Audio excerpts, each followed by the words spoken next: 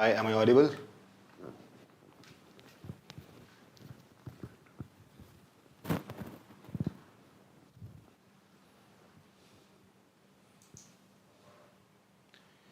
Good evening, everyone.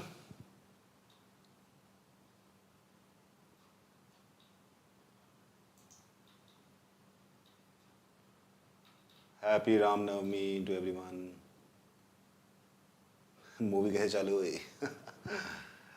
Okay, so what do you see here and how do you like the graphic?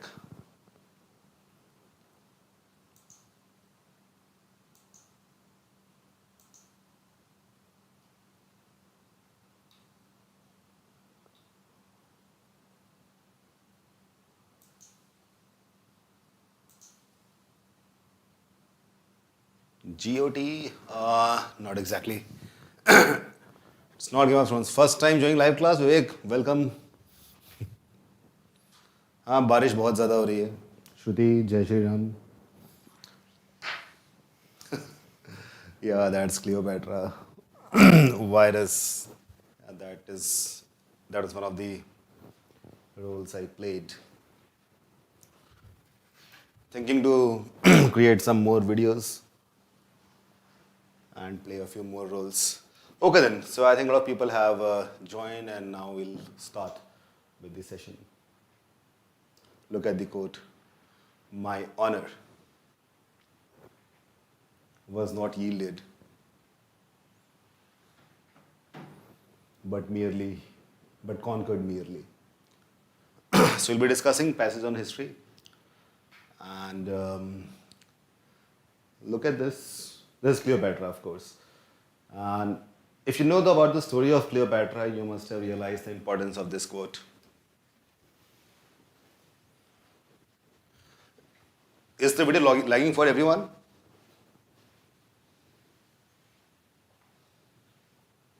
Sheldon का role तो मैं already play कर रहा हूँ.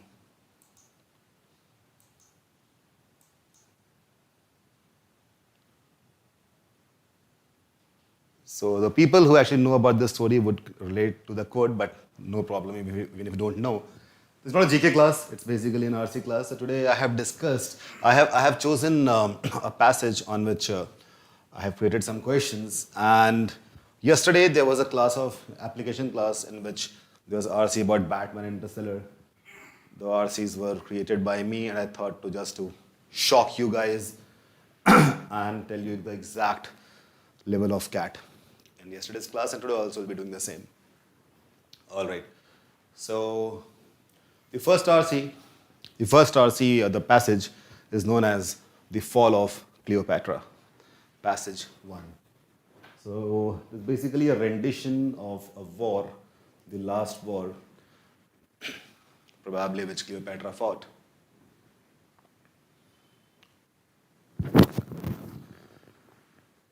Abhishek, it was Batman, the portrait of a psychopath, and Interstellar.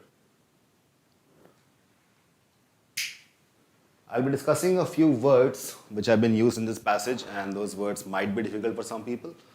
So that is why I'll just discuss that. But someone told me that they want me to give you some time to read the RC on your own and then solve all the questions, and after that I'll explain. So this is what we are going to do.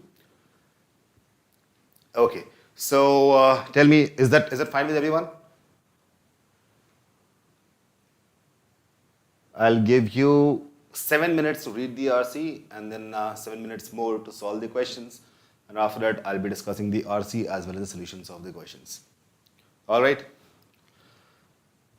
The first word is pharaoh. It's called as pharaoh. It's not pharaoh, it's pharaoh. What is pharaoh? It's the common title now used for the monarchs of ancient Egypt from the first dynasty until the annexation of Egypt by the Roman Empire in 30 BCE. So, if you look at the definition, it says which is now used. What does that mean?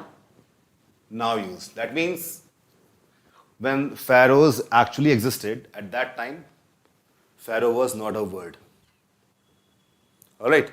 But now, today, nowadays, we use this term to refer to this historical title. Got it? It was not a word at that time. And first dynasty is basic dynasty of Egypt.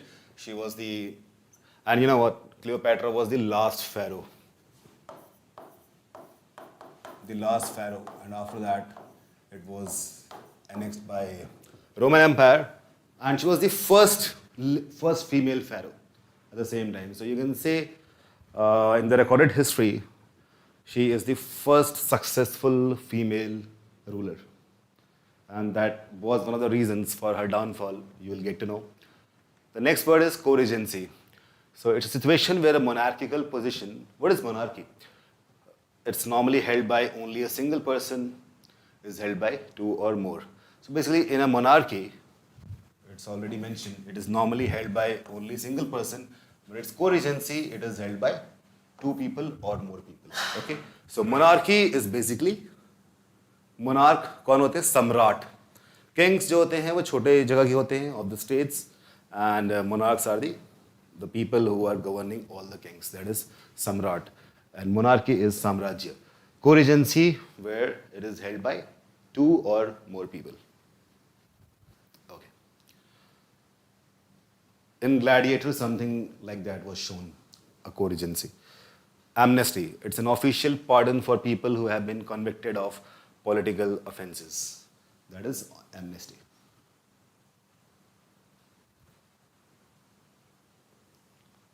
All right. Cool. So here goes the passage, and I'm giving you 7 minutes. Once you read that, you'll be typing done in the comment box. Then we'll be showing you the questions one by one, and after that, I'll be discussing the passage and the solutions. Your time starts now.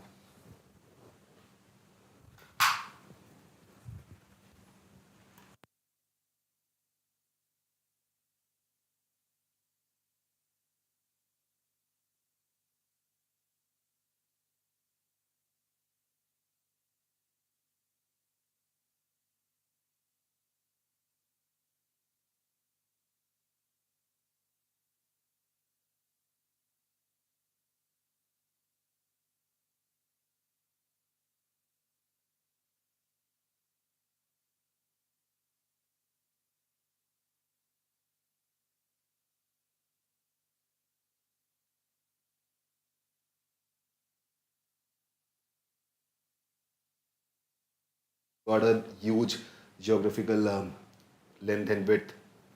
When it comes to monarchy, it can be a small geographical area, but only one person has all the rights to make laws, amend laws, or implement laws.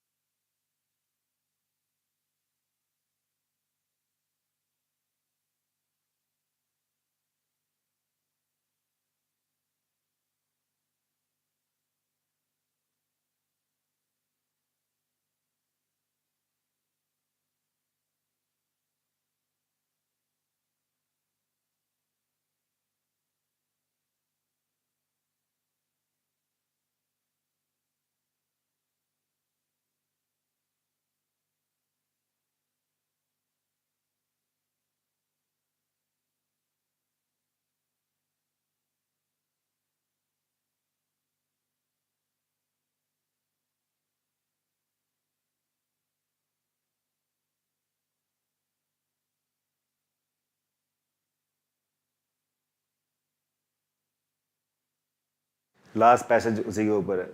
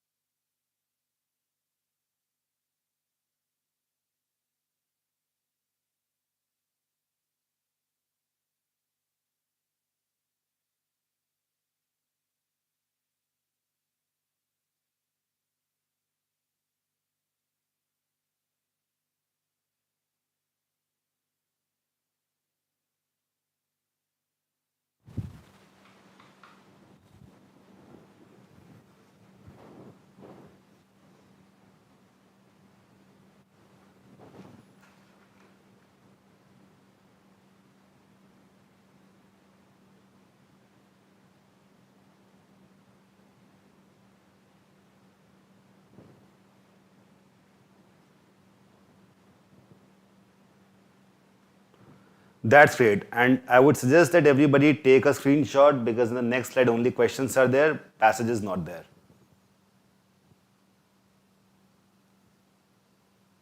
Take a screenshot and type took screenshot. Just type that and I'll be moving ahead to the next slide.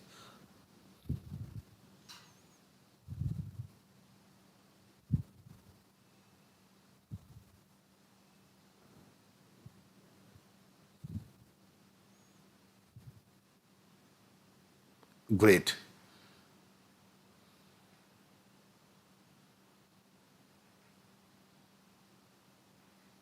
Here goes the first question. The lines, it is speculated, dot, dot, dot, ultimate downfall.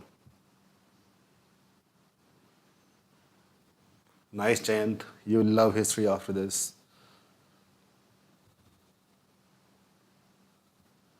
Mark your answers and put a few dots before answering so that nobody else, gets influenced by your answers.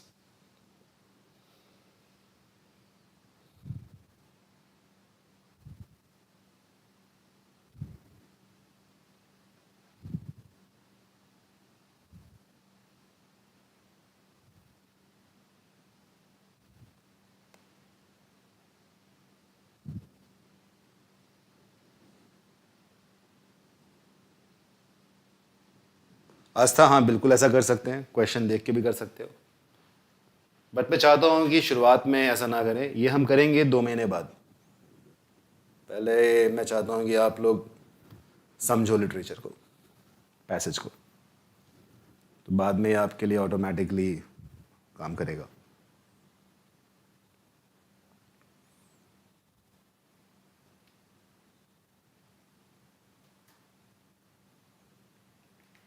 Here goes the second question. And when you type your answers, just type question 2, adoption. What was the reason for Caesar's assassination according to the passage? A. He spent too much time in Egypt neglecting his people in Rome. B. Many people were not happy with his relationship with Cleopatra and the idea of giving a woman so much power. C. People view Brutus as the rightful heir to the throne of Rome. D. There's no mention of the reason for Caesar's assassination in the passage.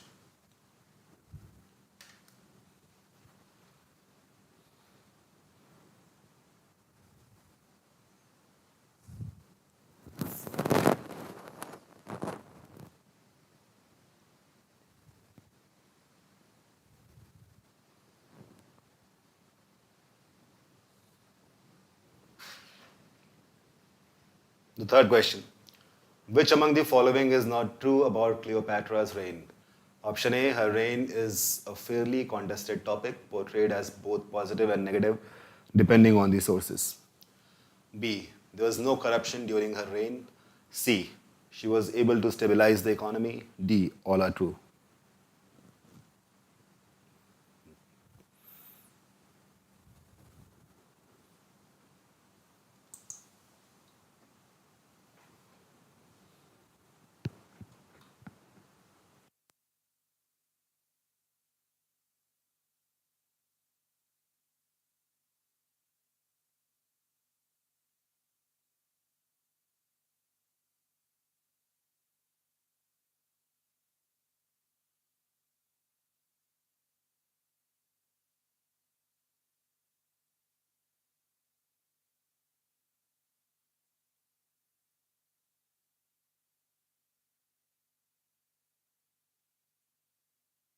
This screenshot, just a minute.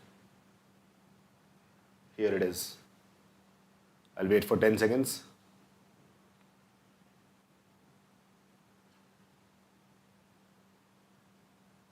All right. Question number 4.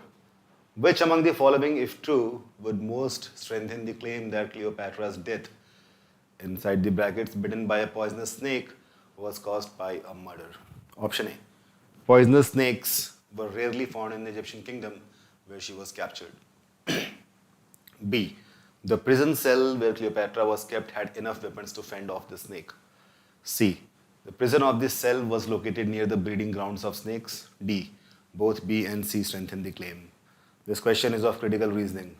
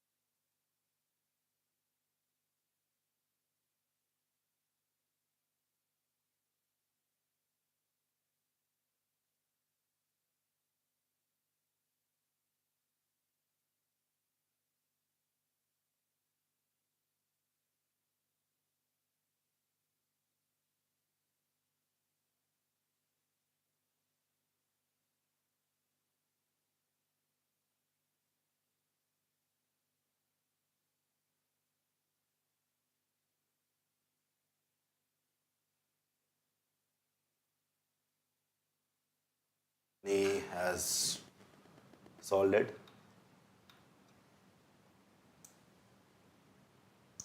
Tanmay is asking if no one saw Cleopatra who draw the painting. Tanmay, it is based on, the stories that she was very beautiful. She had nose like this, eyes like that. Moreover, in Egypt, there is a fashion which almost everybody, like, they were wearing all these things, the anklets and the armlets, bracelets. So that is how it's basically an artist's imagination.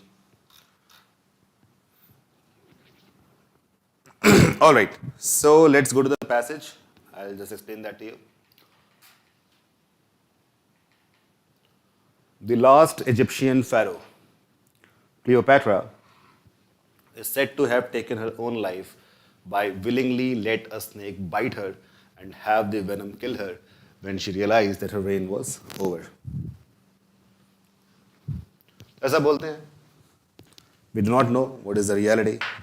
So believe that this is what happened. However, this is a greatly contested fact as much as is her entire history and reign. The questions surrounding the rise and fall of Cleopatra have been analyzed by historians and archaeologists for centuries. Who is an archaeologist? Anyone? Historian, everybody knows. A scholar of history, a practitioner of history as an academic discipline. Who is an archaeologist?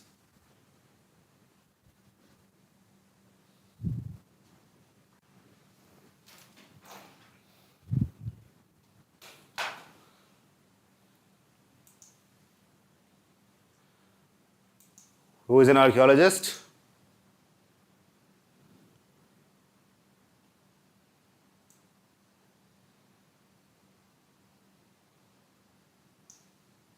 They dig up historical sites, exactly.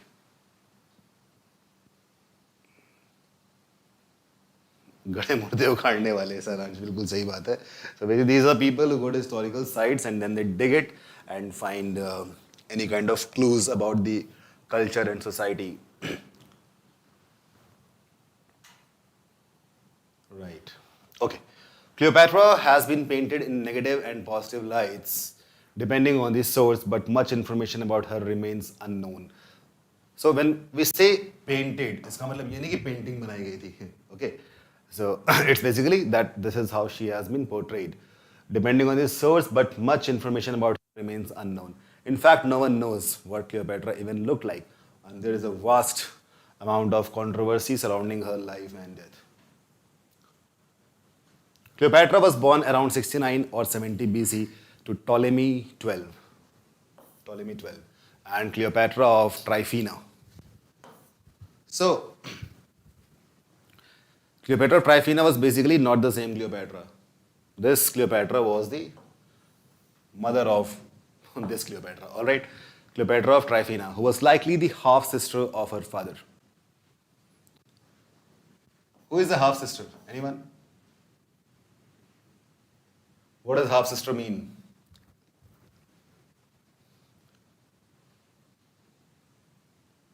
Sharing only one parent, right? Father or mother. So, Ptolemy had a half-sister called Cleopatra of Tryphena, and they got married to each other, and that is how this Cleopatra was born. Likely, not sure, but likely, it was the fact. And by the way, this is called incest. जो होता था बहुत पहले, अब this is illegal. ये practice अब नहीं करता कोई भी. But earlier, if you have watched movies, series like Game of Thrones, there was an entire breed of, they call them bastards. Bastard is a kind of an offensive term, but that was produced through incest. In the year 51 BC, the throne was passed to Cleopatra. And before Christ, it was a reverse numbering of the years. You know that, right? 70 to 51. मतलब almost 19 साल हो गए हैं. Throne was passed to Cleopatra and her 10-year-old brother, and they ruled as co-regents. That means she was very young, just a teenager, and she got the throne. Eventually, Cleopatra's brother had her exiled. What is exile? Anyone? Exile.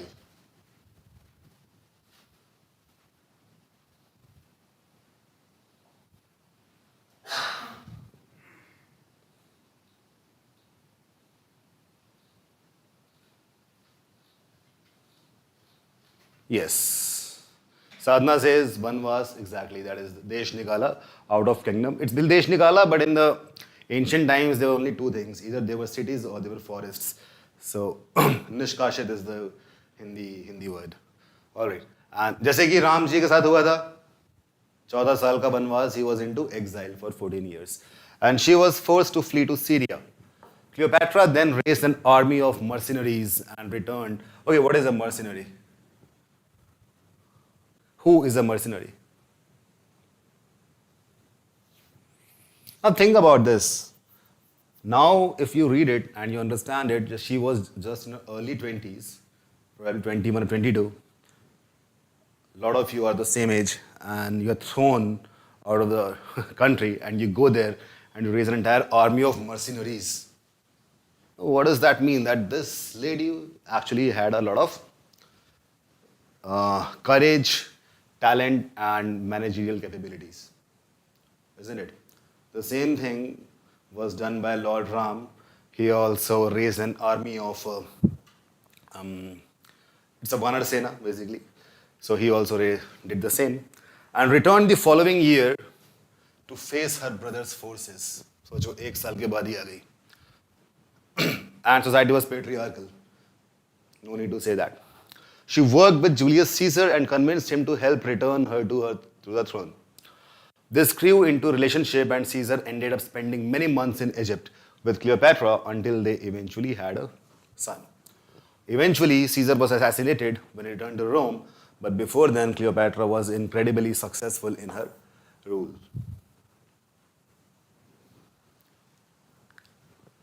During her reign, Cleopatra was able to stabilize the economy and bureaucracy, as well as curb corruption by the priests and officials. During difficult years such as the drought, she would open the granaries to the public and pass tax amnesties. तो काफी महान रानी बोलेंगे इनको तो, right? Isn't it? अकाल पड़ गया, सूखा पड़ गया तो क्या करती थी?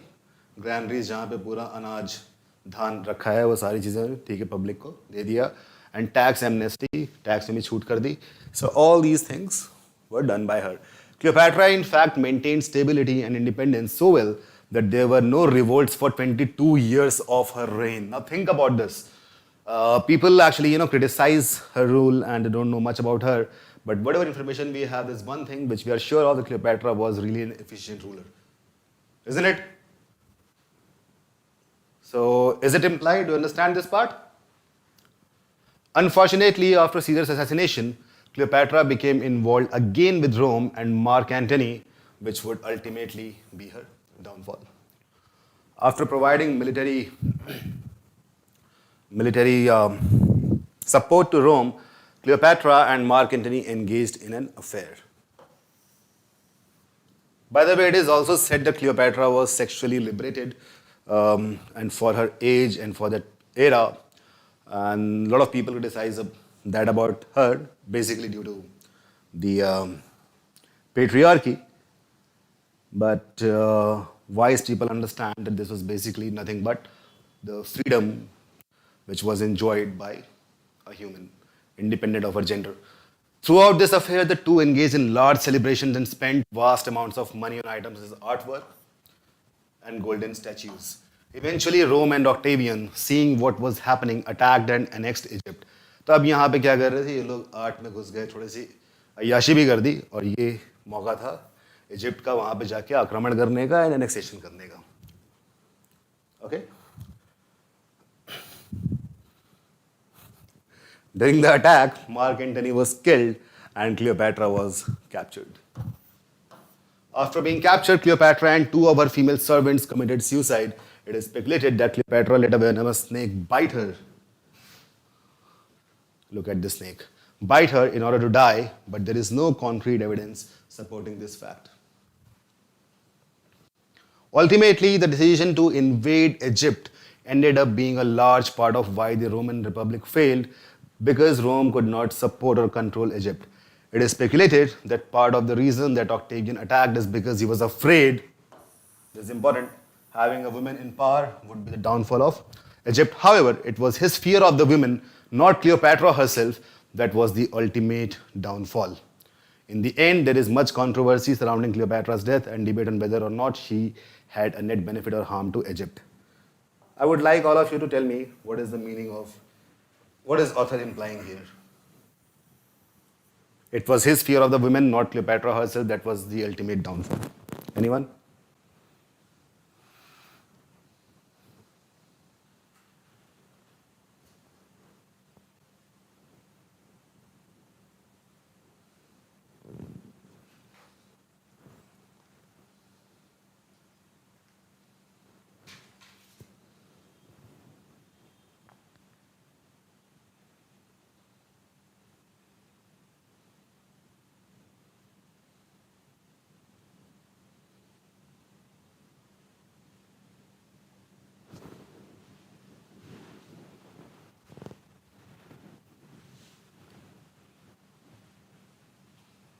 All right. So I'm keeping, I'm asking these questions. They are not asked in the real, all those 4 questions, but I'm just discussing it with you so that you guys, become more and more evolved. Very good. I'm really happy that you guys understand this. Coming to the first question. The lines, it is speculated, and this was the actual line that I was asking you. What is it? Metaphor. I've explained metaphor in the earlier classes. Metaphor is basically when you use a term for something else. For example, if you compare moon, that is metaphor. Personification is when you attribute living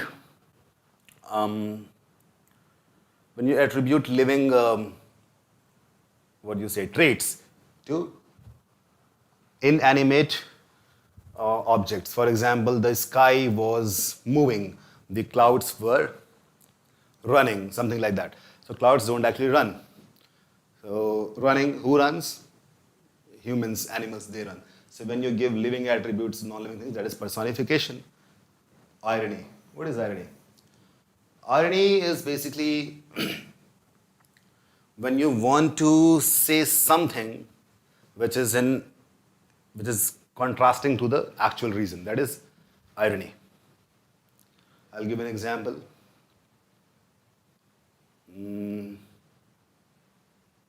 The people who talk about ethics are the most unethical people. That is irony. Or I will give you one more example. The best thieves wear corporate suits. That is an irony. Okay. Paradox. Paradox basically, Hindi में से बोलेंगे पहेली, something which cannot be understood, something which we don't know the reason of, something which deviates from the logic or reason.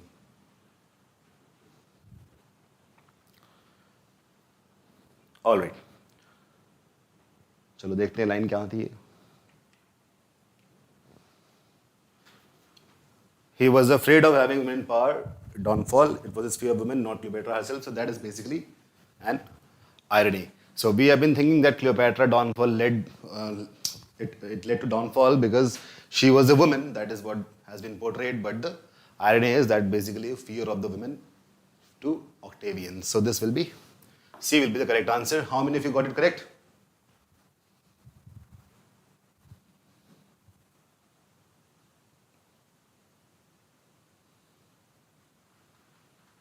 Example of irony, Sujoy, or PM is an honest person. Okay, I won't comment on that. C is the correct answer.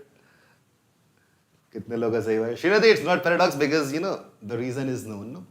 We don't know the reason, then only it is a paradox. Shinanti. Clear? So get +3 if it is correct, and -1 if it is incorrect, and 0 if you have not attempted it. Good. No, Shinanti, that is not paradox, that is antithesis. That is antithesis, not paradox.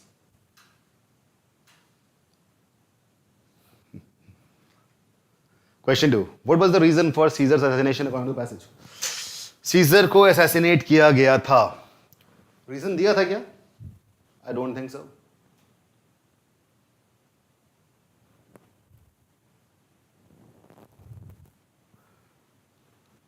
The reason was not mentioned. It's an easy question, and I think all of you have got it correct. How many of you got it correct?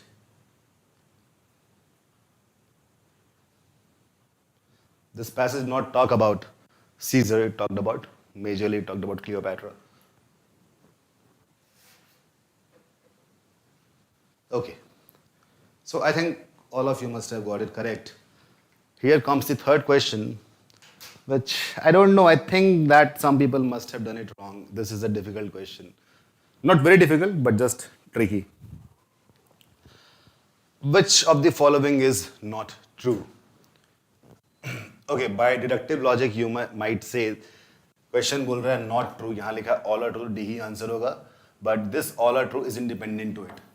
CAT sometimes does that. Okay, so we'll be considering option D independent to the phrase not true. All right.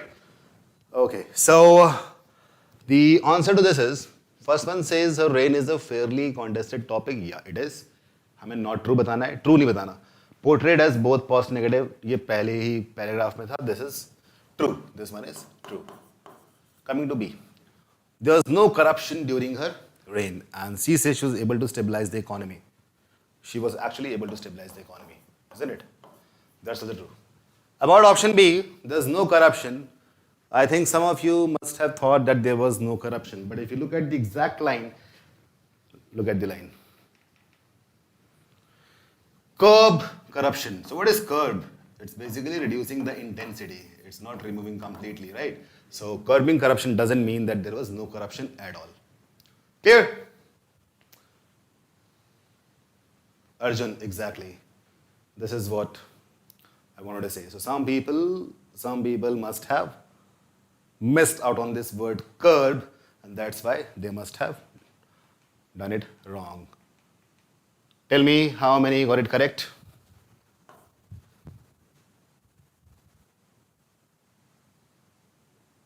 Shweta किससे डर रही हो? सांप से? साधना not to ignore कर दिया. इसमें बहुत लोग का -1 हुआ होगा. Okay, fourth. Which among the following, if true? This question is basically, this is independent to the passage. इनमें से कौन सा if true, this critical reasoning, would most, look at this, if true, would most strengthen the claim that Cleopatra's death, what is the claim? The death was caused by a murder. Alright, the claim is not that she was bit by a poisonous snake. Is that clear? Have you understand the question perfectly? The claim is death was caused by a murderer, so we want to strengthen that claim.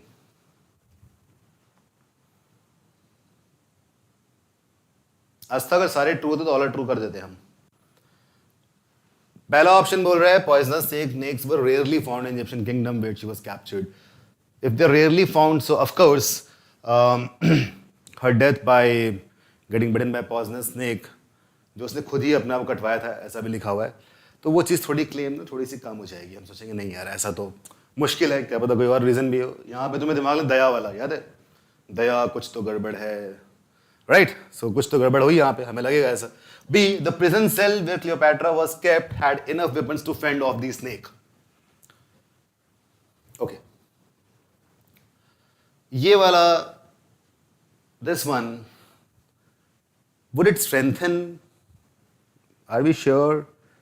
If I have weapon to fend off the snake, it doesn't necessarily mean that I would actually fend off the snakes. Probably I was sleeping at that time, isn't it?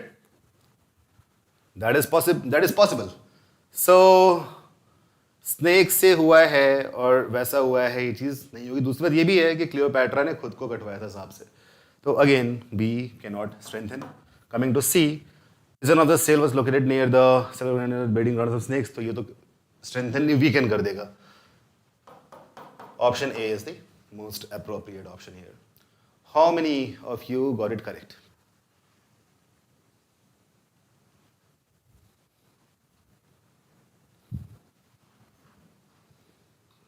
Divyanshu, wow, you got plus 12. How many of you got more than 9 marks? That's not possible.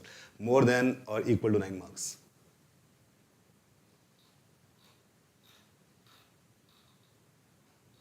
कुछ लोग answer अब कर रहे हैं, पहले नहीं किया था.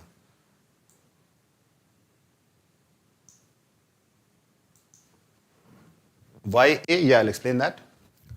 When the snakes are rarely found, it's very difficult for someone to actually capture a snake and then get bitten, right? It's improbable. I won't say it's impossible, it's improbable. And that is why the claim that it was caused by a murderer would be strengthened. Just the claim. इसका मतलब ये नहीं murder हुआ ही था, ऐसा नहीं है. But ये शक पैदा कर सकता है अगर पहला ऑप्शन सही होता तो. क्लियर? आरुषि, सी तो वीकेंड कर देगा ना. अगर बगल में ही ब्रीडिंग ग्राउंड है स्नेक का, फिर तो कोई दिक्कत नहीं है. सांप आराम से आएगा, उसे उठाओ, जेब पे डाल लो अपने. Right? So C would actually weaken, not strengthen. Question 3 का भी है. The next passage, breaking the code. Dibali, yeah, that was actually easy. Breaking the code. What is this picture?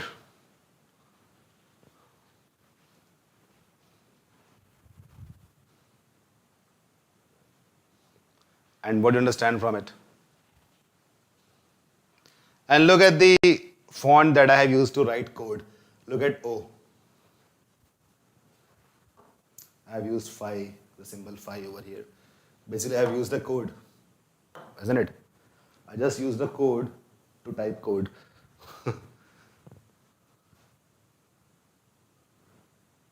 Anyone?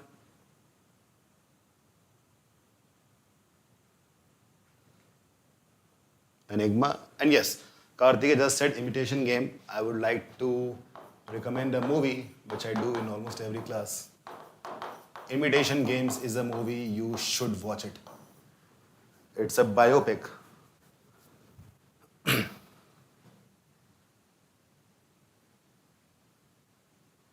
Yeah. So it's a biopic of Alan Turing. Coming to the passage, you have 7 minutes, and I'll wait till then. Type done when you are done with reading.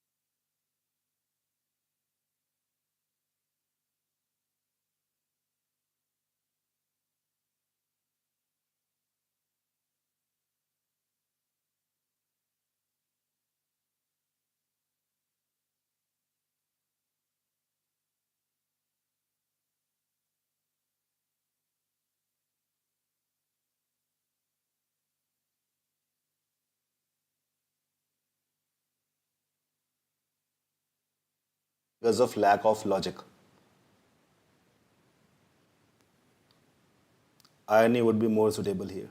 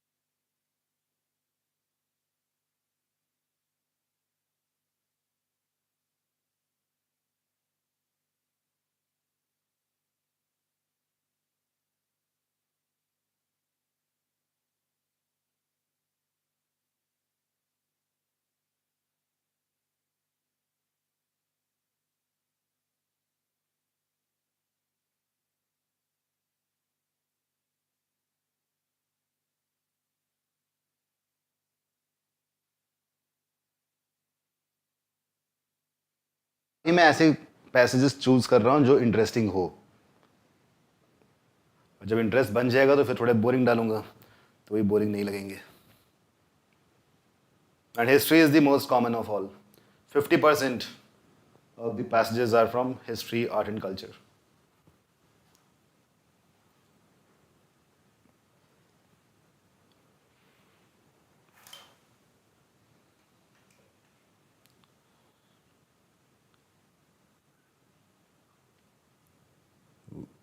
That's great, Satvik.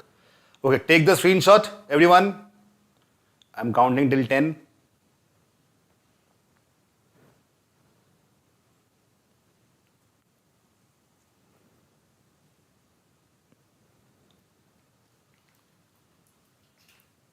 Now we have the questions. Which of the following can be deemed true about the author according to the information provided in the passage? A. She worked with a team of developers who broke the Enigma code in 13 minutes.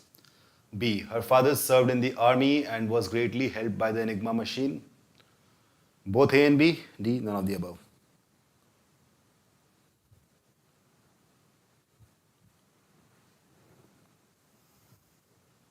अरे भाई सबने पढ़ा नहीं है Aryan. Okay okay okay, रुक जाओ, पढ़ा नहीं है.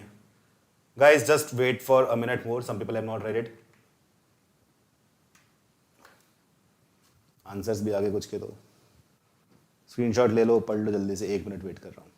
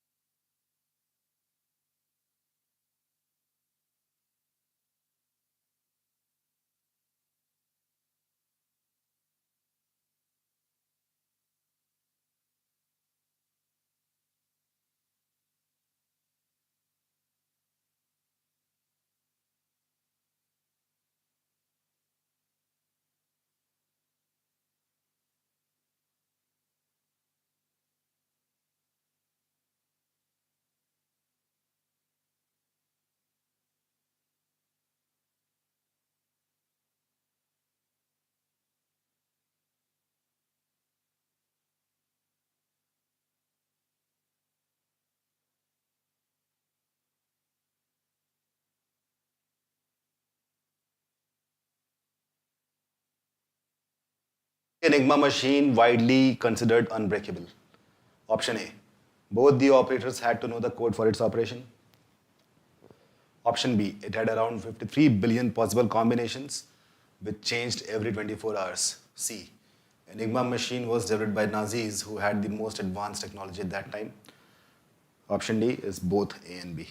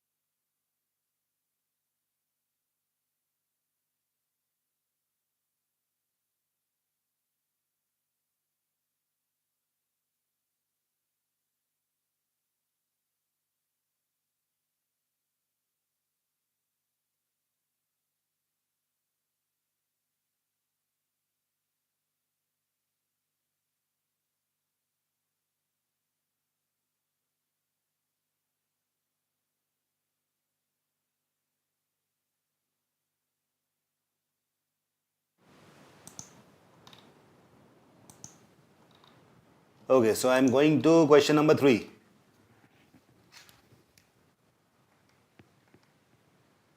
What was Rejewski's role in breaking the Enigma code? A. He supplied the already cracked, relatively simpler Enigma machines to Alan Turing and his team, providing a base to work on. B. Rejewski was a mole in the Nazi army and hence was able to provide invaluable information to Turing. C. He stole and applied reverse engineering to help crack the early Enigma machines, which provided the platform to work on cracking complex machines. D. Both A and C.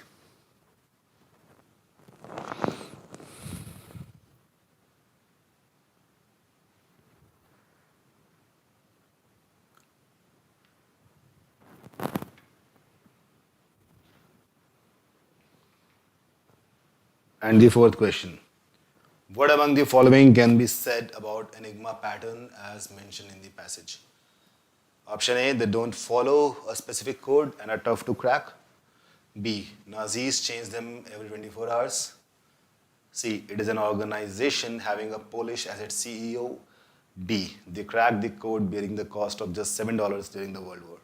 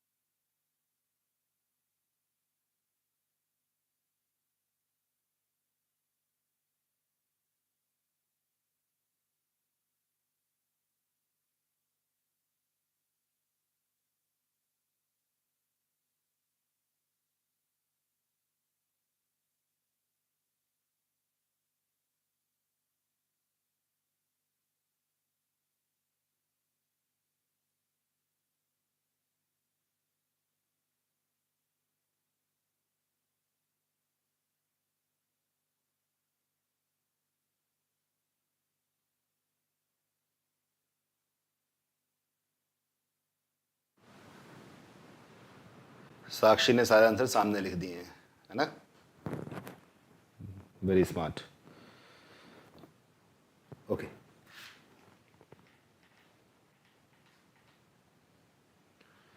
In late 2017, at the Imperial War Museum in London, developers applied modern artificial intelligence (AI) techniques to break the unbreakable. Such a beautiful statement, break the unbreakable. Enigma machine used by the Nazis to encrypt their correspondences in World War II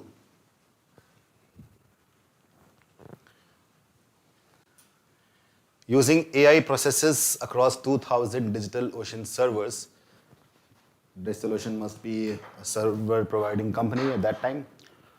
Engineers at Enigma Pattern accomplished in 30 minutes what took Alan Turing years to do and at a cost of just $7. तो 17 में इन लोगों ने फिर से ये experiment किया at a company called Enigma Pattern. यहाँ के इंजीनियर्स ने किया and they took 13 minutes and costed only $7. Well, I have long been fascinated this is a narrative tone, all right, because first person has been used. Whenever they use first person, it's basically a narrative tone. I have long been fascinated by the Enigma machine and its impact on World War II. Aside from being a huge history geek, my father-in-law went over to Normandy on D+3. What is D+3? 3 days after the Omaha beachhead was established. History geek कौन है यहाँ पे? The author or the father-in-law? Who is the history geek?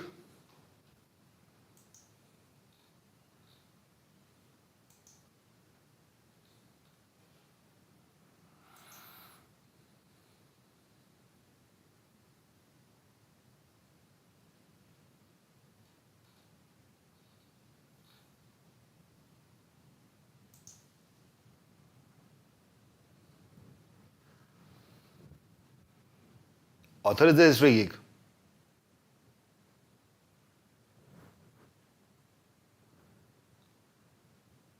Father-in-law is the history geek. क्या हो गया? Grammar भूल गए क्या फिर से?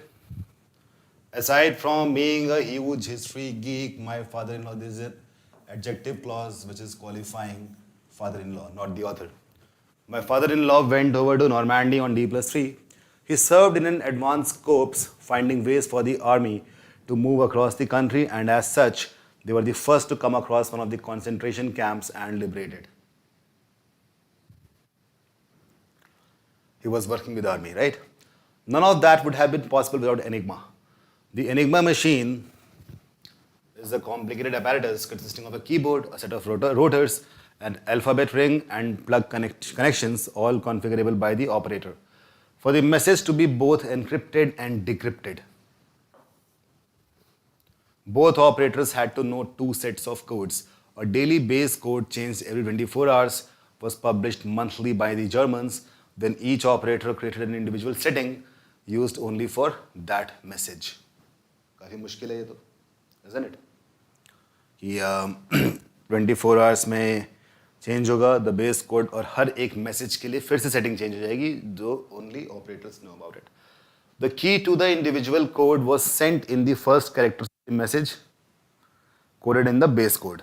This created over 53 billion possible combinations, changing every 24 hours. Because of this, the machine was widely considered unbreakable. Think about it, during World War II, that was way back 70 years ago, 70 years, 70 to 80 years ago. सोचो उस time पे कितना मुश्किल होता होगा. At that time, permutations, combinations पे इतना काम हुआ नहीं था. There was no AI, proper AI. There was no AI at all. And these many combinations, it was actually unbreakable at that time. Marian Rejewski, working with other mathematicians at the Polish Cipher Bureau, cracked an early version of Enigma machine in 1932 by the tried and true method of stealing a few machines and reverse engineering the mechanism. But tell me, who is a pioneer of reverse engineering in present day? कौन ऐसा है जो reverse engineering और what is actually reverse engineering and who has pioneered that?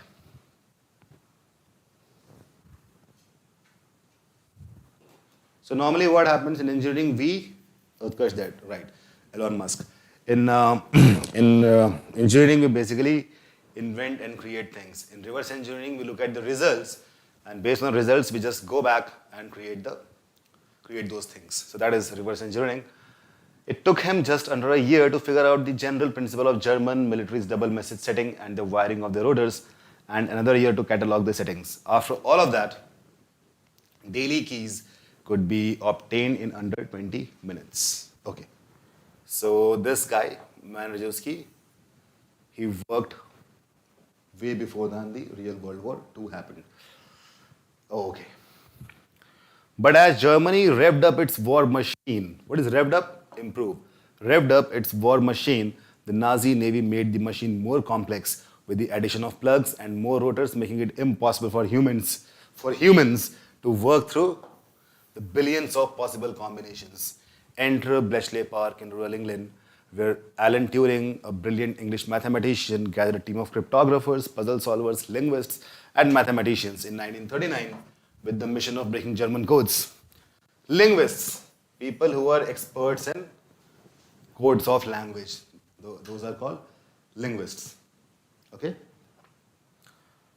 तो लोग सोचते होंगे language पढ़ने से क्या फ़ायदा जब हम LOVE को LUV भी लिख सकते हैं, क्या फ़र्क पड़ता है ना व्हाट्सएप पे.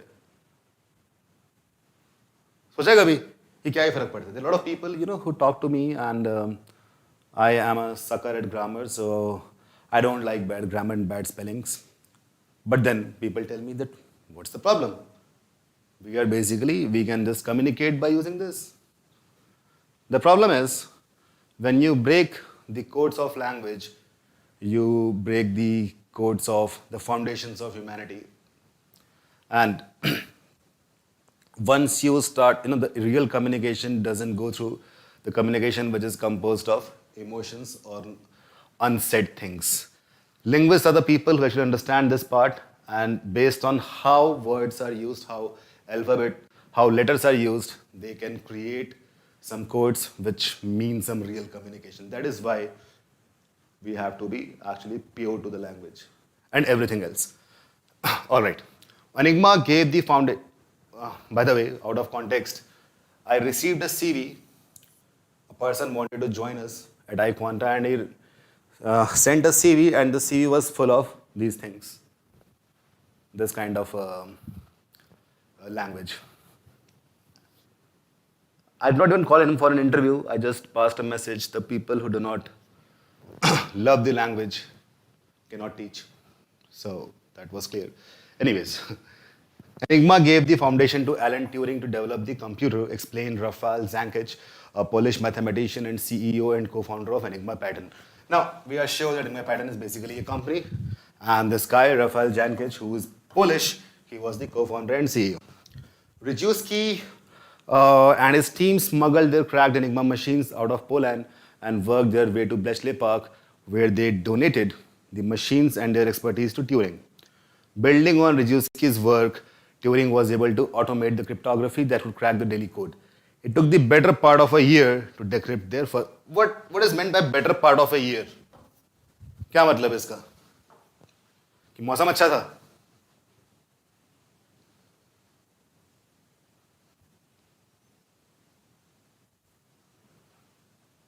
What does it mean? Better part of a year to decrypt their first message. They called their work the Bombay, and it's widely considered to be the first computer. Bombay. Well, better part of year का मतलब क्या हुआ? Most of the year, exactly. That is more than 6 months. But it was more elaborate than simply breaking the code, because the Nazis changed their router settings every 24 hours. Each new day brought a new set of 15 billion, I think, whatever it is, password variants that had to be decrypted. Many times they worked through the night only to fail to break the code and have to start over the next day. सोचो कितना मुश्किल काम है. It was an exhausting, near impossible task, and 7 decades later, Enigma Pattern wondered how modern technology like AI could change things and if they could break the code in a fraction of the time. Now, we'll discuss the questions, but before that I want to discuss something about the last paragraph. Have you given it a thought? Like what AI is doing to us? And is it required? Would we humans be replaceable by AI?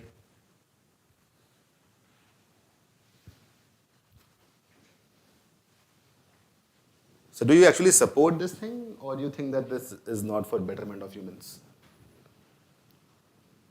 By the way, what I believe in, when technology improves, automatically the users of technology also increase. At the same time, there's always a need of new technology. I support that, clearly. And when people think the jobs will be replaced, that is not true, because there will be new demands from the jobs. Because when computers were there, back in the time, 10 years back when I was pursuing my graduation, so I got to that computers would, actually ruin the entire humanity and all that stuff would happen. But you know what? Somehow, a lot of people, a lot of my friends, they realize that when computers will come, now we are dealing with, let's say, 100 of data sets in Excel, then we'll be dealing with millions of data sets. And that would actually be required. So when AI improves, we will also improve at the same time. So what seemed impossible 70 years back, now it is a matter of just a few minutes, in some cases, seconds. All right, coming to the first question. Which of the following can be deemed true about the author according to the information provided in the passage?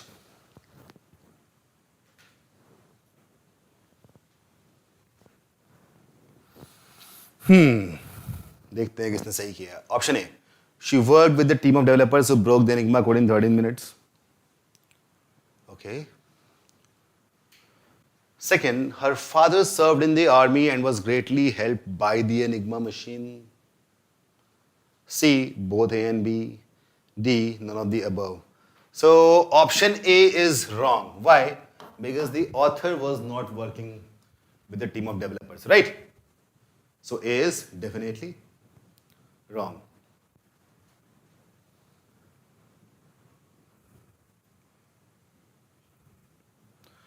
Second one says, सबने लोगों ने B mark किया है. This was a tricky one. Her father served in the army, greatly helped by the Enigma machine. Not really. It was not the father, it was father-in-law. Now tell me how many of you actually missed that and marked B as the answer. देखा? किस तरह का भी passage हो, कितना भी लग रहा हो कि क्या डिफिकल्ट पैसेज है, क्या चीज़ है, क्वेश्चन कितना सिंपल था, बस मैंने आपको एक ग्रामेटिकल रूल पे गलत करा दिया. It was father-in-law, not father. By the way, in Indian context, जो लड़कियां होती हैं वो अपने फादर को और ससुर को दोनों को पिताजी बोलती हैं या पापा बोलती हैं. That is one thing, but then father-in-law and father are two different things. Two different people, not things. है ना? दिमाग में तो नहीं आया कि ससुर को भी पापा बोलेंगे, पापा को भी पापा बोलेंगे तो ठीक हो जाएगा. I have seen guys, when they are just attracted by a girl, तो गर्ल के फादर को पापा बोलना शुरू कर देते हैं. That happened. प्रेम इसी वजह से B किया. Okay. Both A and B. If B is wrong, A is wrong. Of course, C is also wrong. None of the above is the answer. देखा कितनी छोटी बात पे. How many of you got it correct? Jain कह रहा है B mark करने वाले निब्बा निब्बी है. Okay. Question 2. Why was the Enigma machine widely considered unbreakable?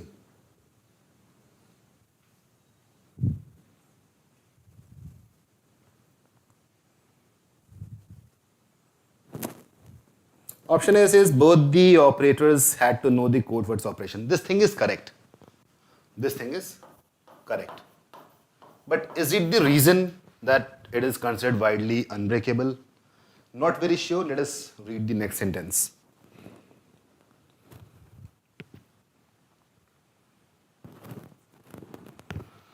It had around 53 billion possible combinations which changed every 24 hours. Okay. This is also correct. We'll have to go back to the past to understand which one is the reason. C says the Enigma machine was developed by Nazis who had the most advanced technology at that time. Most advanced technology, इस बारे में बात नहीं हुई. This is definitely incorrect. We won't go with this. Both A and B. If both are correct, we'll go with D. And if only one is correct, we'll go with that. All right. So if we try to look at the reason, I'll just go back to the passage to show you.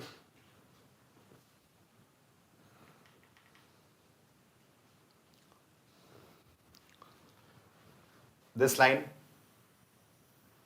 53 possible combinations, change 24 hours.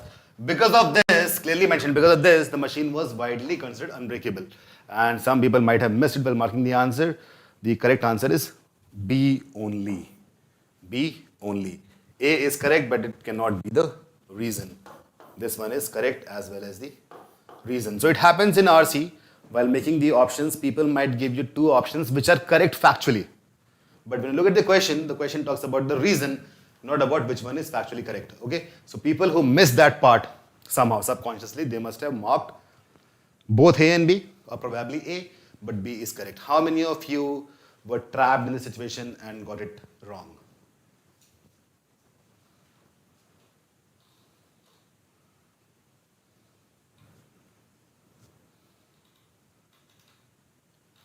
Maximum लोगों ने D mark कर दिए.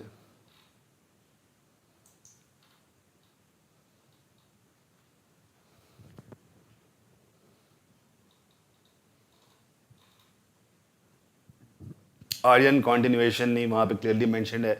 This is the reason specifically to that statement.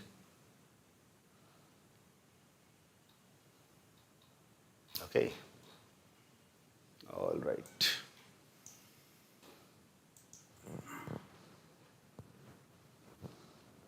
एक minute फिर से दिखा देता हूँ मैं आपको.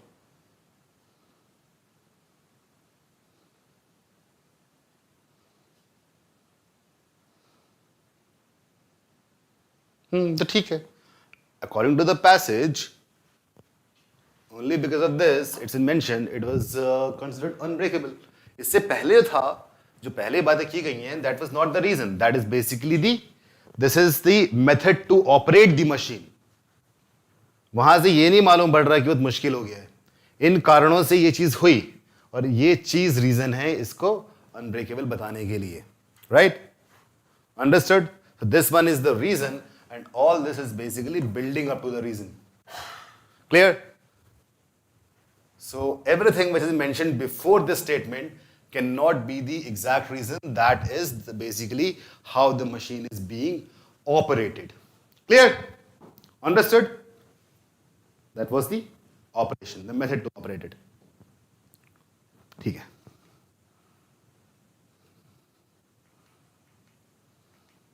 Coming to question number 3. What was Rejewski's role in breaking the Enigma code? क्या रोल था इनका? First, he supplied the already cracked relatively simple machine to Alan Turing and his team provided a base to work on. Exactly. So basically, he provided a base to Alan Turing और इसी चीज पे आगे work किया लोगों ने. So A looks correct to me. Okay. Coming to B. Rejewski was a mole in the Nazi army. This has not been mentioned. Rejewski तो अलग थे, वो मैथमेटिशियन थे. What is a mole? जैसे विभीषण होता है हिंदी में, विभीषण या जयचंद during पृथ्वीराज वाला story. So Rejewski was a mole. We are not sure because this has not been mentioned in the passage. See, he stole and applied reverse engineering to help track. Exactly, this is mentioned. So both ends here correct. We'll go with option D. How many of you got that correct? Coming to the next one, question 4.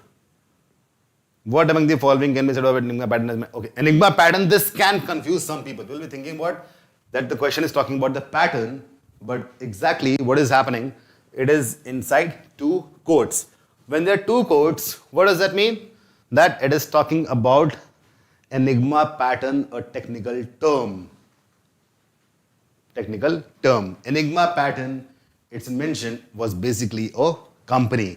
And that company had a mathematician and who was a Polish, and he was the CEO and the co-founder. So C is correct. They're talking about the organization, not the pattern. How many of you thought it's the pattern and that is why you marked it wrong?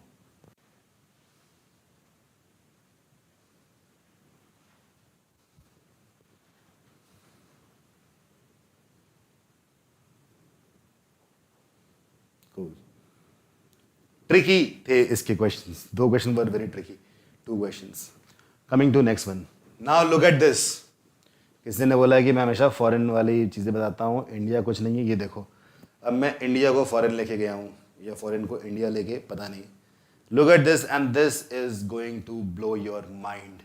Seriously speaking. When I got to know about this, I was blown.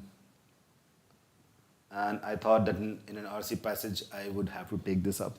Boghaz koi. Look at the subtitle. Subtitle? No. What do you say?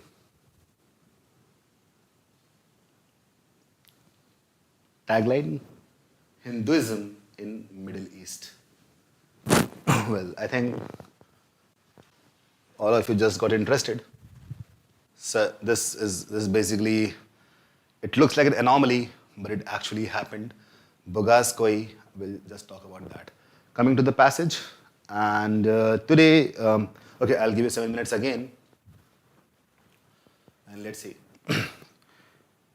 how many of you got this one, get this one correct. Ankit, once again, how many times you are blown? How would I know that? But you know what? You know why people actually know more and more and more? The reason is because they get blown a lot of times. So more you get blown, more you will get to know. Interesting लगेगा ही नहीं, कुछ तो आप सीखोगे नहीं ना. So it's very, it's a good thing to be blown. It's like keeping your child living throughout the time you live. Okay, so it's like when you were 5 years old, you were interested in almost everything. Just try to be that. ready to be blown like a 5-year-old and ready to learn like a 60-year-old. All right. Coming to the passage. You have 7 minutes.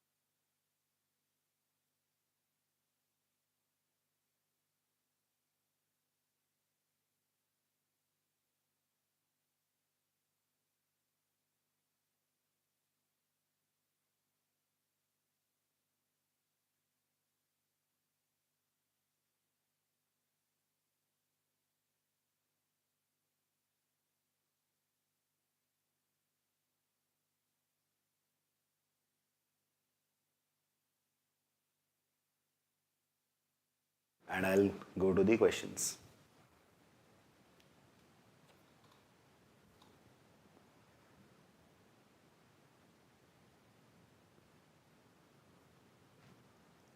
I mean, of course, that can be done because, but there was some kind of, when the people were putting in the questions in the slide, something happened. The next session will do the same.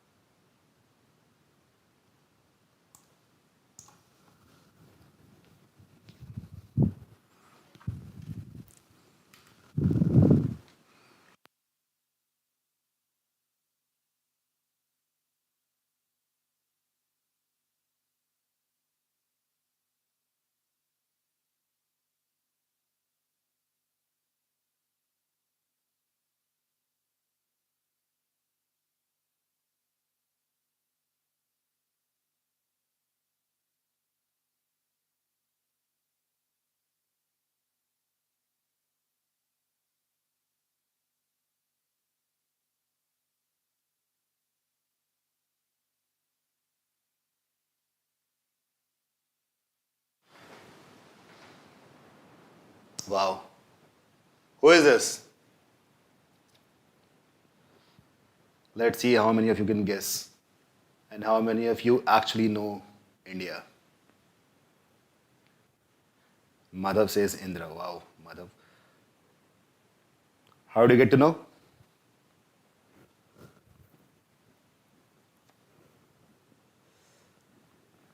Everyone knows that.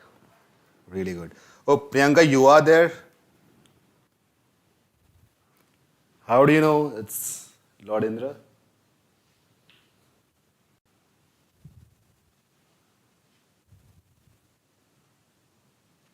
He has Vajra. Wow, very good. Cool. I'm really proud of you guys. Coming to first question. Which among the following supports the claim that gods in the inscription traveled with their believers to the place? A. Pharaohs who were firm believers of the gods were Indo-Aryans associated with Egyptians through marriage. B. The names in the inscription are exactly in the same order in which hymns relating to these deities are arranged in the Rig Veda. C. Footmarks of the gods Indra and Varun are found there. D. The pre-Vedic texts have remarkable resemblance with the inscription.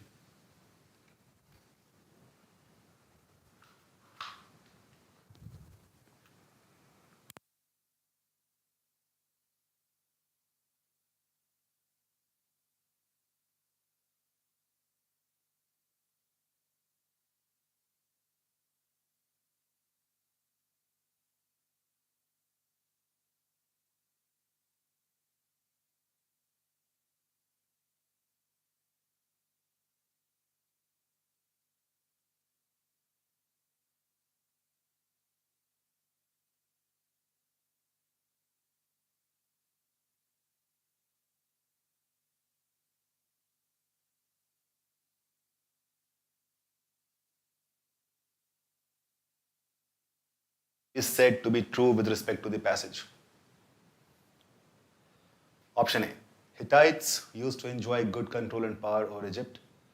B. Boghaz Koi is an important evidence to study the history of gods. C. Dyaus and Zeus, Ushas and Eos, Surya and Jupiter, Bhaga and Bhaga, Varuna and Uranus, Marut and Mars are said to have close affinities. D. From around 14th century BC, gods have been invoked as superhuman beings capable of acting as mediators. Type the question number before typing the correct answer.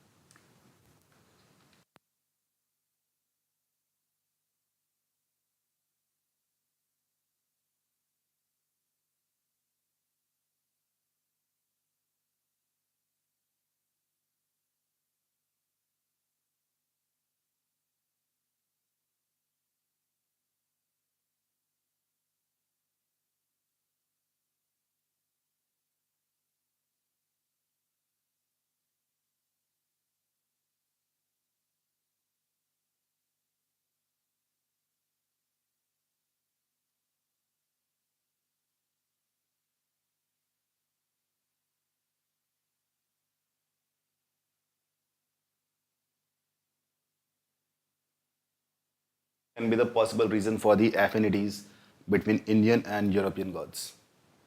Option A. Both Indians and Europeans fundamentally shared the same culture, hence the gods are similar as well. B. Indian territory comprised of entire Europe, hence the spread of same religion and gods. C. Due to the Aryans traveling abroad from India herself and taking along with them the entire culture, including the language and the deities. D. None of the above.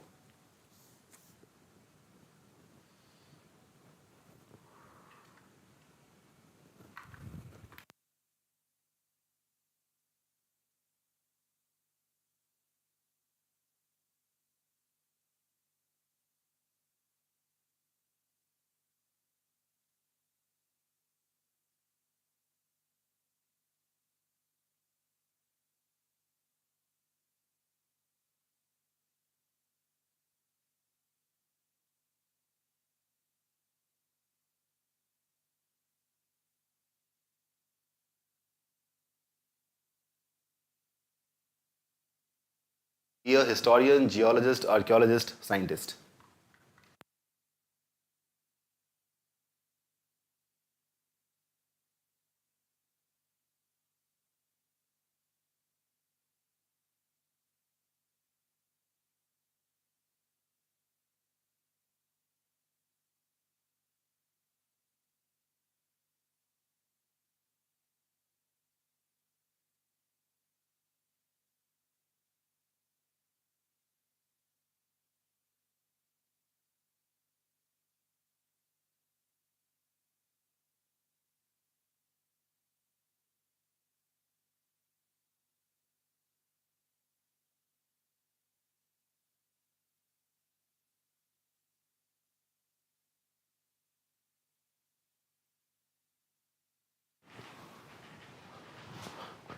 It is in the form of an inscription engraved in 14th century BC in Asia Minor by way of consolidating a treaty between two kings belonging to Hittites and Mitannis.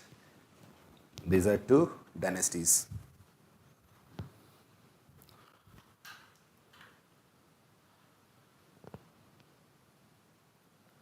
Suppiluliuma, one of the Hittites, entered into a treaty with the Mitannis.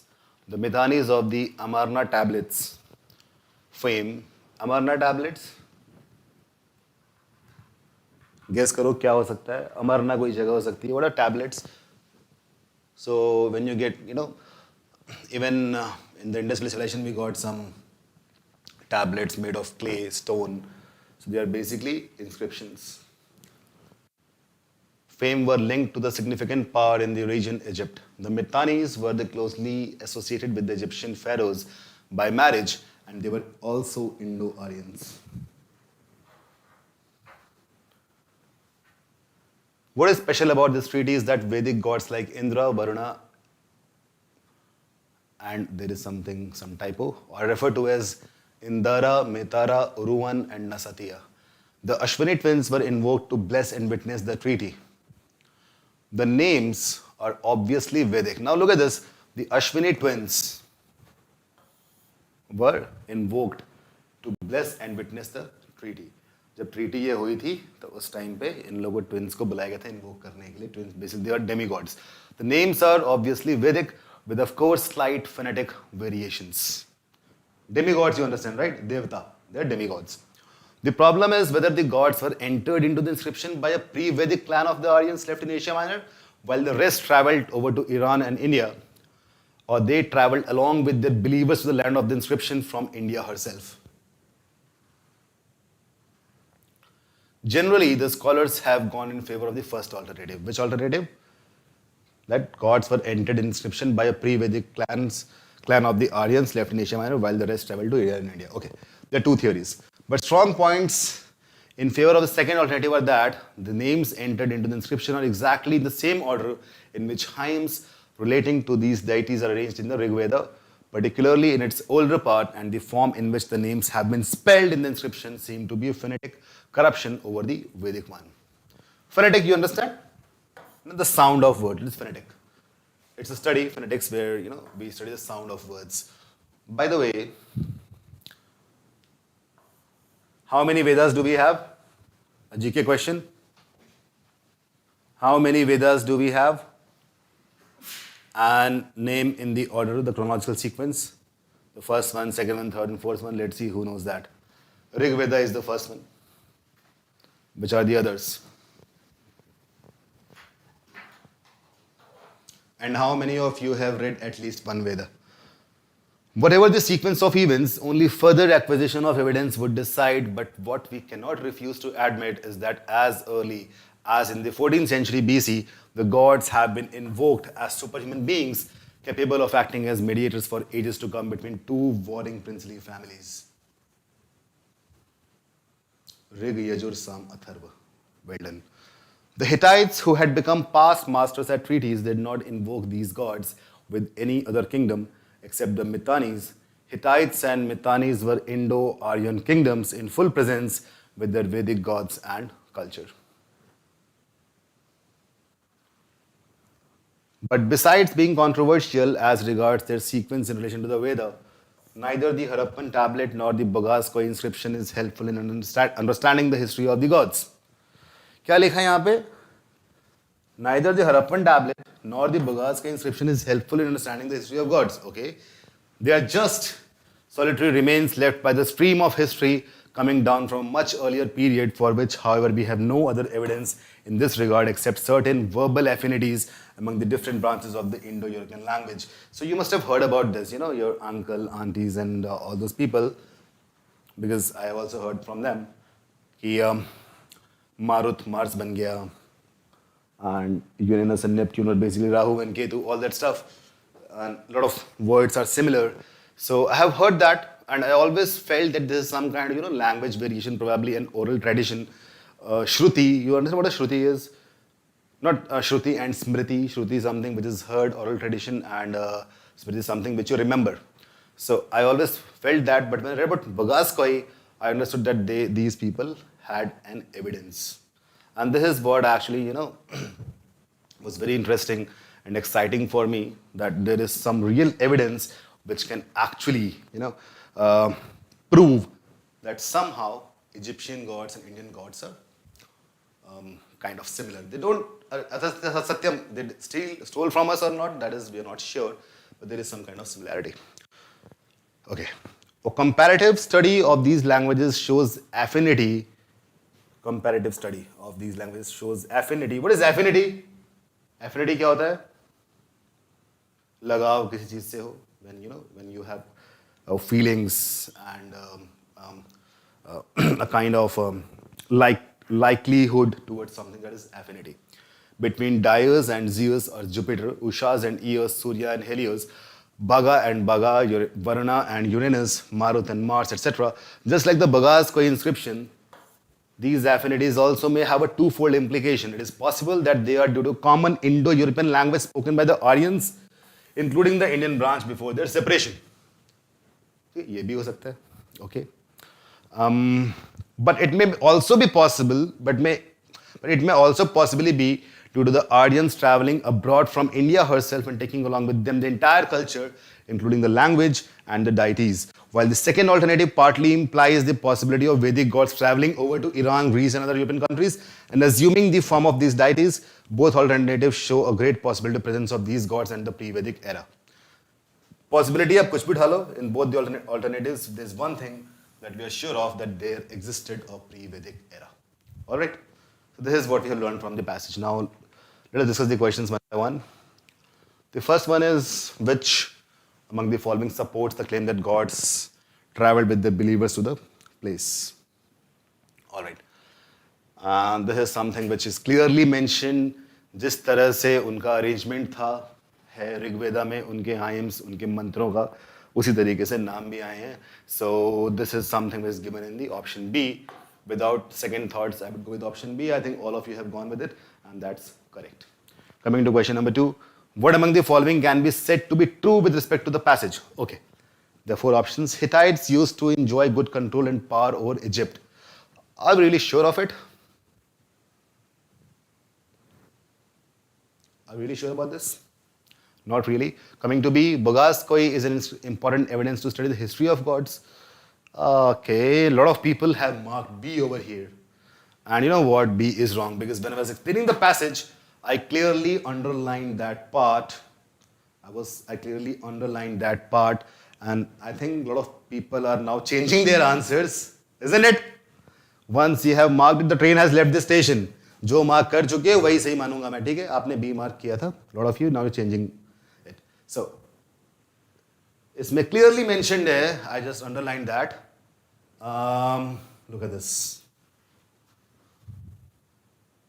Neither the Harappan tablet nor the Boghaz koi, neither the Harappan nor the Boghaz koi is helpful in understanding the history of gods. This is what is mentioned in the passage. But people did not actually read it. उन्होंने ये neither वाला देखा ही nor देखा नहीं. तो Boghaz koi लिखा है, अरे वाह. फिर क्या लिखा है helpful, किसमें? History of gods. And that is how you actually mark the answer. Isn't it? Now this is a point of learning. That when you look at a few words and mark the answer, that is where you will get stuck. And this happens majorly in CAT. The questions have been framed by me in such a way that I'm trying to replicate the exact CAT. And this will actually happen in RC. You know the language or not, you have the GK or not, but if you just lose focus, you will get it wrong. Now, coming to the question again, the options again.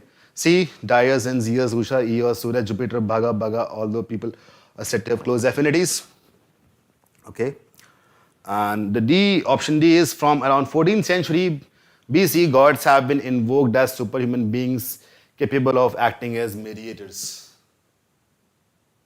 Option D is clearly mentioned. All right. Now, when we talk about close affinities, it doesn't actually see. It was all about the phonetic variation, the phonetic, the variation of sound and the corruption of the Vedic language. But if you talk about close affinities, it's basically an umbrella term which can talk about a lot of affinities. You know, there's also meaning that Darius and Zeus were two people who were close to each other. It can mean also that, isn't it? That is why if we have to choose between C and D, D will be a better option because that is definitely, clearly, precisely true. Got it, everyone?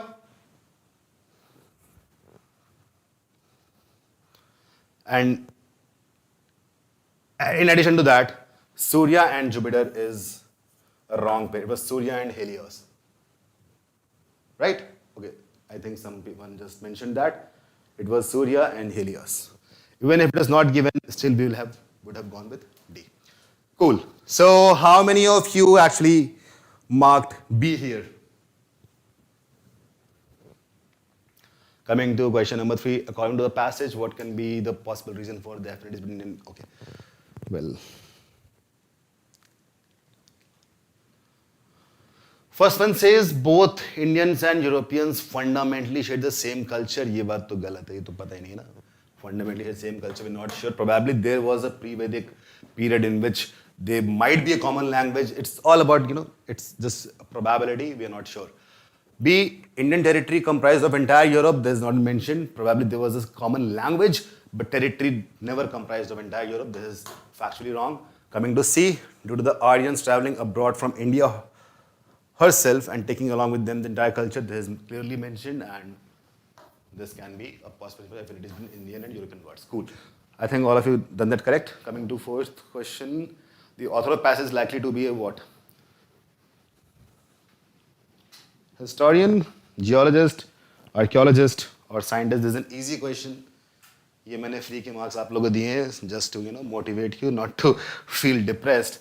A is correct. It talks about history, nothing else. And in what cases would we have said that the author is not historian? So archaeologist can be mentioned. See, an archaeologist will be talking about the methods to excavate the ground, to dig the ground, all that stuff. He'll be more technical towards it, right? An archaeologist will be more technical towards this passage. But this passage is all about a kind of a description which talks about this inscription and what all things happened.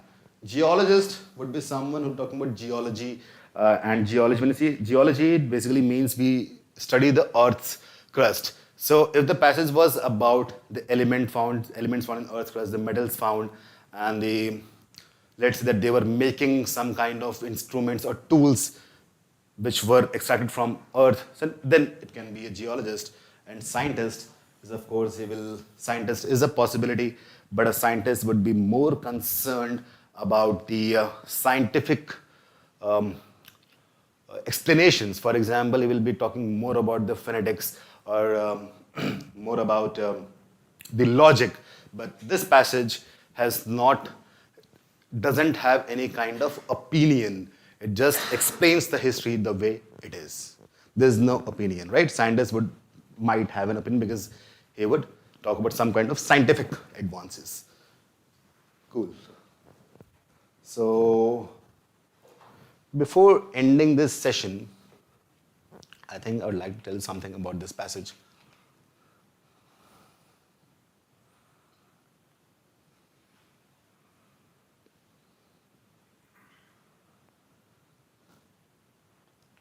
This passage, you know what?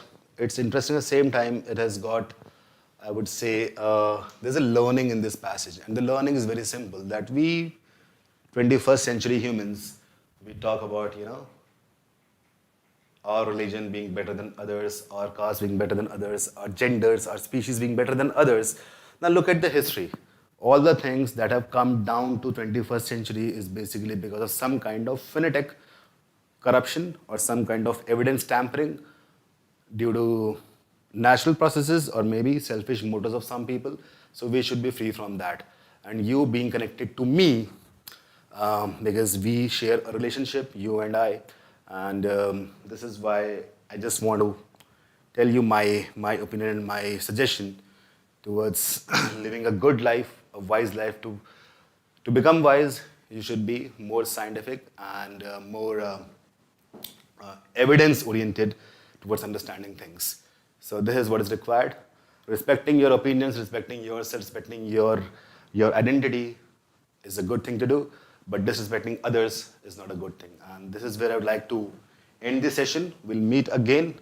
And in the next session, I think I'll be taking up something from business and economics. We'll do that the next week. So I really enjoyed this, and I think you are also enjoying it the same way. I think you have a class now, so start practicing more and more and post your doubts. Again, yeah, the passages were CAT level, but they were moderate, not very difficult.